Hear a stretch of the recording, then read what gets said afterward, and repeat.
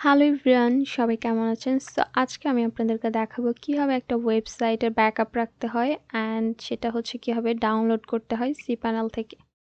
তো সেজন্য আমাদের cPanel-এ লগইন করতে হবে। লগইন করার পর আমাদের ফাইল ম্যানেজার অপশনে ক্লিক করতে হবে অ্যান্ড এরপরে আমি একটু দেখি।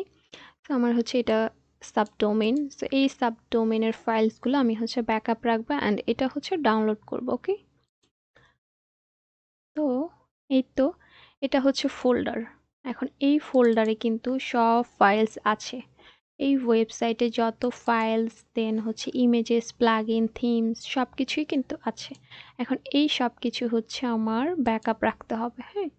অনেক সময় দেখা যায় আমরা ক্লায়েন্টদের ওয়েবসাইটে কাজ করি। সো কাজ করার আগে ক্লায়েন্টের ওয়েবসাইটে অবভিয়াসলি ব্যাকআপ রাখা উচিত।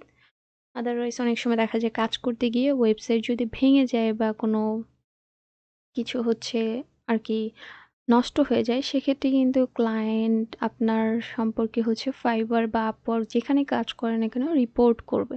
এই জন্য হচ্ছে আর কি ব্যাকআপটা ডাউনলোড করে রেখে দেওয়া উচিত। আপনি হচ্ছে ডাউনলোড করে ক্লায়েন্টকে সেটা দিয়েও দিতে পারেন, সমস্যা নেই। সো ফোল্ডারটা ফোল্ডারে গিয়ে আর কি ফোল্ডারে রাইট বাটনে ক্লিক করে কম্প্রেস অপশনে হচ্ছে করতে হবে, ক্লিক করতে হবে। তারপরে এটা জিপ হিসাবে আর কি ডাউনলোড করতে হবে। সো আমি এখানে জিপ আর্কাইভটা সিলেক্ট করে কম্প্রেস ফাইলে ক্লিক করছি। একটু ওয়েট করতে হবে এটা আর কি কমপ্লিট হওয়ার জন্য।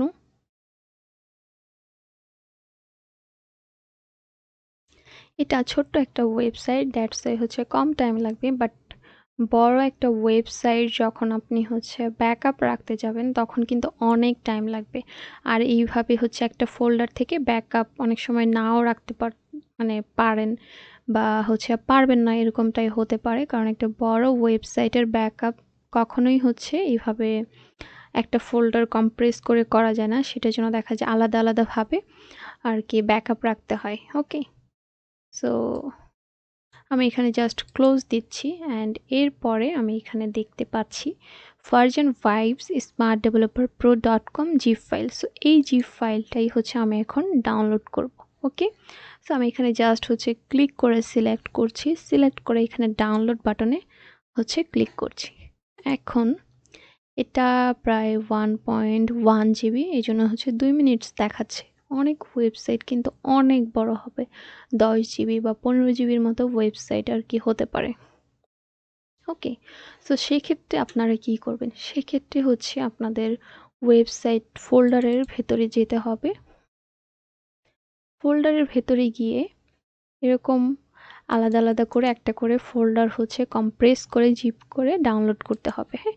তারপর আপনি এইভাবে আবার সবগুলো হচ্ছে একসাথে কম্প্রেস করে আবার হচ্ছে ডাউনলোড করতে পারেন। ওকে?